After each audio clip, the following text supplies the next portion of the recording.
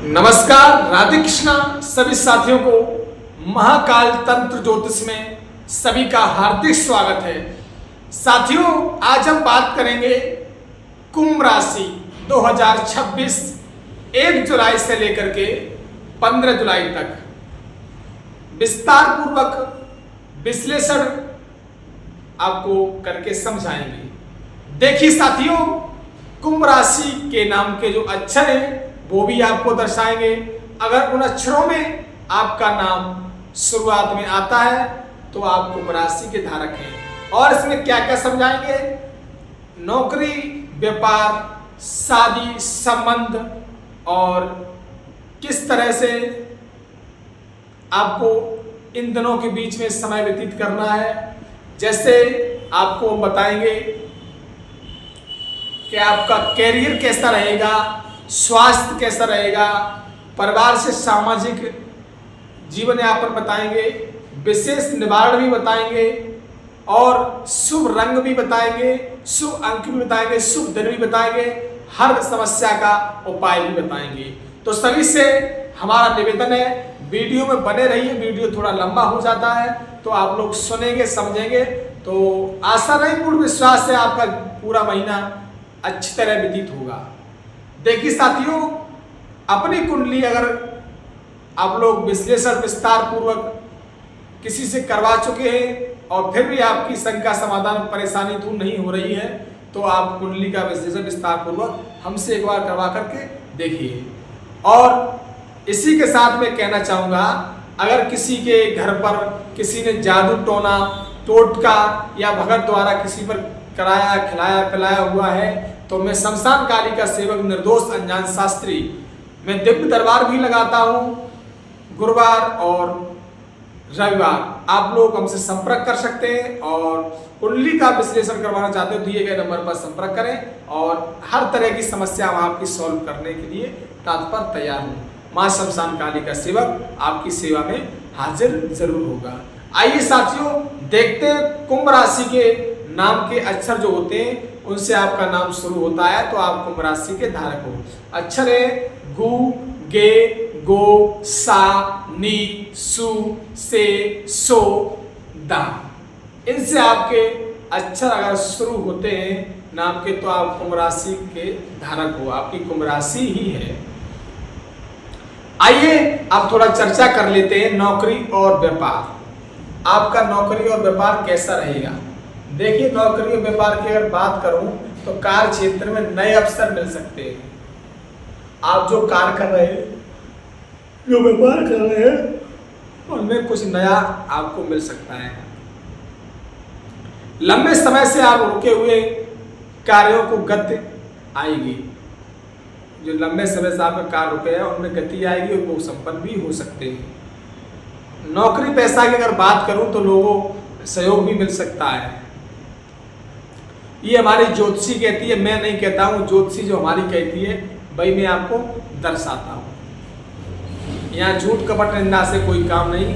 जिसका जीवन जैसे है, जिसकी राशि जैसी है वही वैसे ही समझाया जाता है। और देखिए, उपाय इसके अगर बताऊँ, उपाय से पहले एक बात और सुन लीजिए।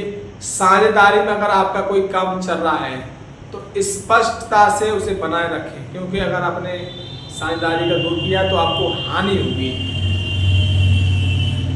उपाय शनिवार को ओम शनिचराय नमः इस मंत्र का 108 बार जाप करें। उसके बाद आप रोजगार में शामिल हो, नौकरी में शामिल हो। धन और आर्थिक की अगर बात करूं तो आय में जो स्रोत है तो बनने की संभावना होगी और अचानक धन लाभ के जो योग हैं वो बन सकते हैं। ये नहीं कि बन रहे हो, अचानक बन सकते हैं। खर्चों पर नियंत्रण ध्यान रखना है, व्यर्थ में खर्चा नहीं करना है। निवेश से समय से आपको जानकारी प्राप्त करना है, नहीं तो आप अगर जानकारी नहीं प्राप्त करते हो तो आप भ्रम में पड़ जाओगे और हानि की तरफ पहुंच जाओगे।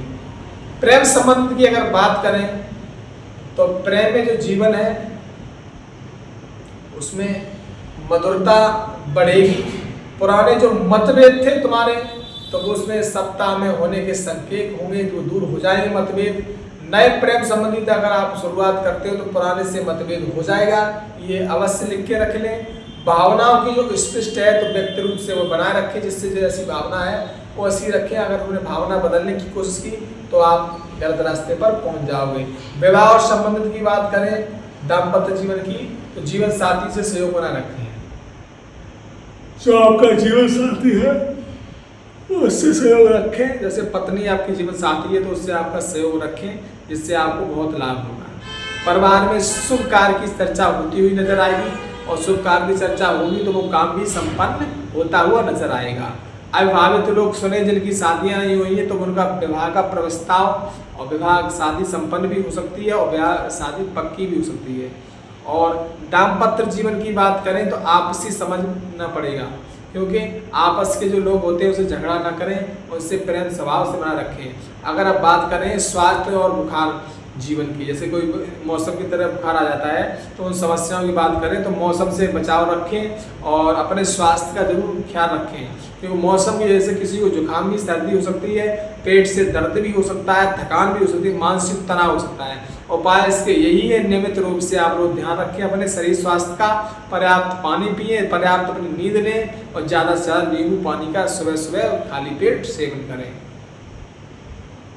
परिवार और सामाजिक जीवन की अगर हम बात कर लें तो परिवार का सहयोग प्राप्त होगा।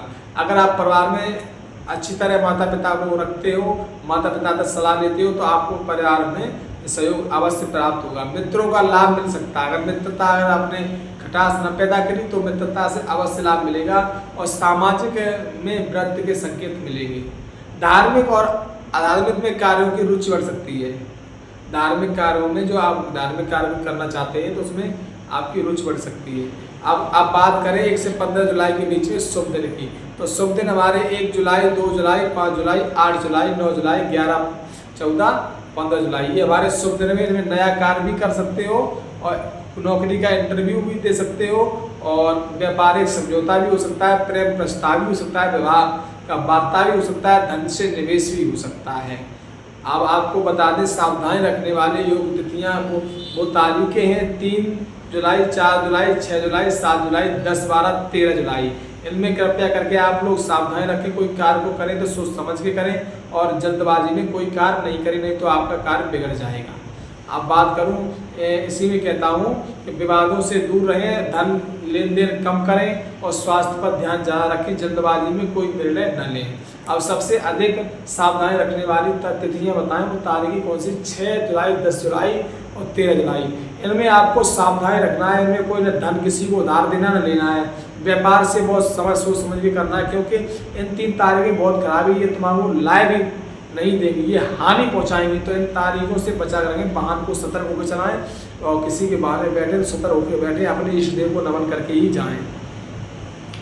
विशेष निवारण विधि विधान हमारा है, शनिवार को काले तिल का दान करें और पीपल के वृक्ष के नीचे तेल का दीपक जलाएं, सरसों का तेल का।